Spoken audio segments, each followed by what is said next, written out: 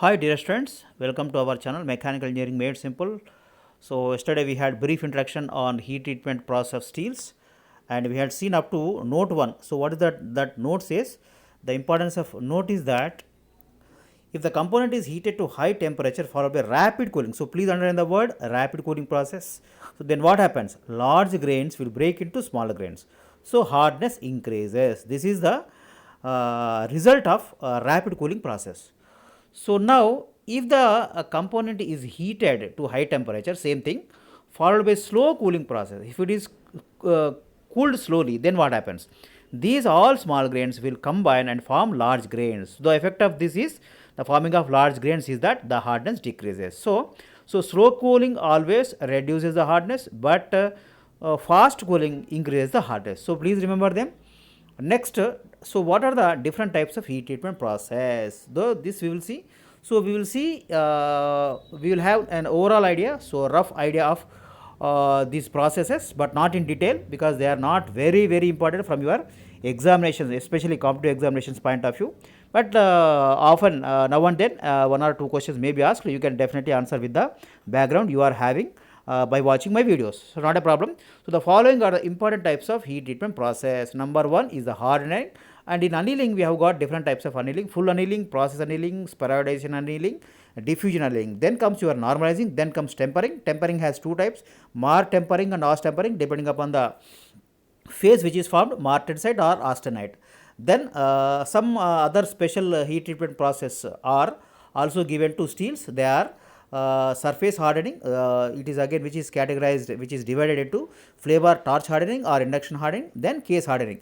Case hardening is always it is divided into four. Number one, carbonizing, nitriding, cyaniding, and carbonitriding. So depending upon the atmosphere in which you are giving the heat treatment, is it carbon atmosphere or nitrogen atmosphere or carbon nitrogen, that is nothing but cyanide, or carbon nitrogen. Okay, so this is about case hardening. Then surface hardening. So surface hardening, this is basically the heat treatment is given to the components like flywheels and gears, which are required to be very hard at the surface but core can be soft.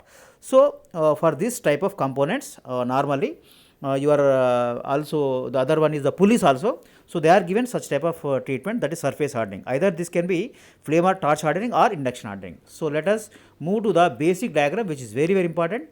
So if you understand this diagram, so probably you can answer any question on the these your what you call different types of heat treatment process. Please observe the graph very carefully. So it is on the left side, the temperature is drawn, and it is nothing but your phase diagram only, iron carbon diagram only, but we are considering because we are studying the heat treatment process of steels only. We consider only percentage of carbon up to only 2% only. After 2% we have seen that they are all cast irons. Okay, so now let us see.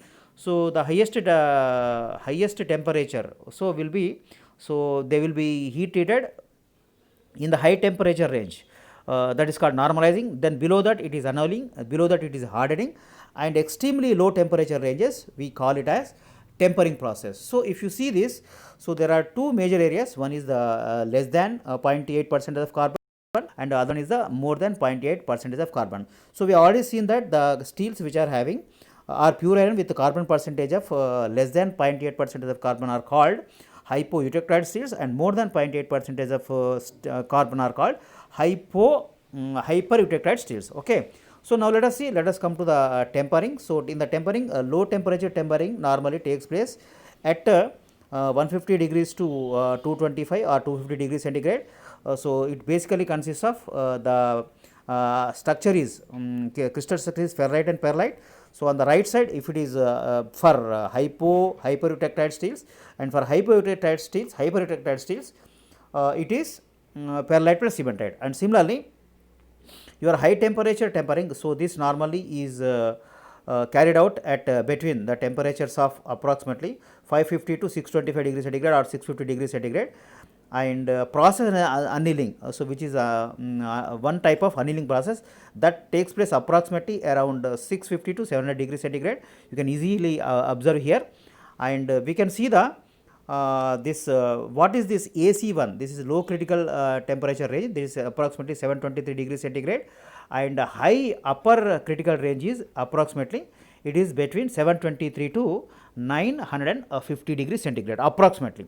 So these are the, so yes, this is what we can make out from this particular diagram. So we can see that the phase which is normally present in the normalizing phase is normally, so when you heat, it is austenite phase. Then for more than 0.8 percentage of carbons, hypereutectide steels, it is austenite plus cementite. Less than that, it is austenite plus ferrite. And similarly, when you come to tempering operations, the phases present are perlite and cementite for hypereutectide steels, and it is ferrite plus perlite for hypoeutectide steels. So this is what you can make out. So please remember this diagram very carefully.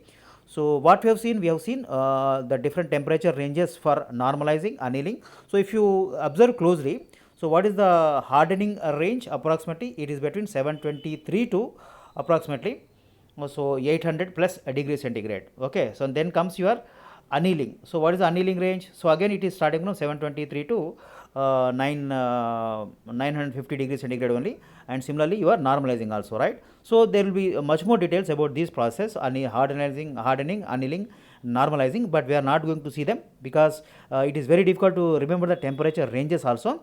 So just have a rough diagram that hardening is comparatively done at lower temperatures, then annealing is carried out at a little bit higher temperatures, and then normalizing it is more compared to both hardening and annealing. So then you, as we know already, this heat treatment process always consists of three important stages. One is the heating, then keeping that metal or component at certain temperature, at the raised temperature, and then cooling. Okay, so if this cooling can be either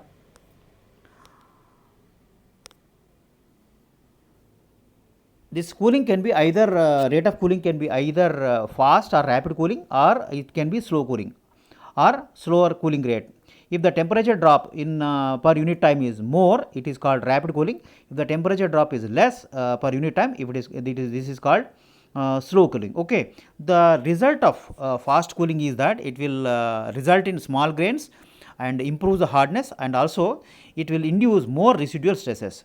So the advantage of slow cooling are that it normally results in larger grains after the cooling and improved ductility, and the residual stresses are less compared to the fast cooling or rapid cooling. Okay boys, so this is what we have learnt today. We had a rough idea of different types of heat treatment process like hardening, annealing, normalizing, tempering, etc.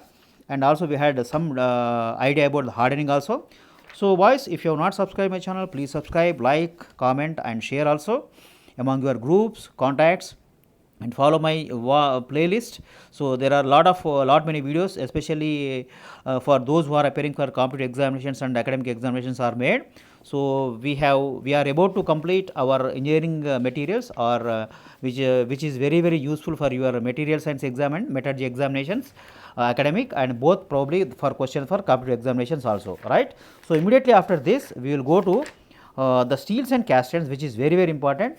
And before that, probably we can see some objective bits on what we have learnt, that means heat treatment process of steels also. Then our next immediate video, we are going to study about the steels and cast irons, which are very important, because definitely you will get some questions on in your competitive examinations on all these. What are the compositions and where they are used, why they are used, and what are the important elements present in the composition. Okay boys, so let us meet in the next video immediately, shortly. Wish you all the best.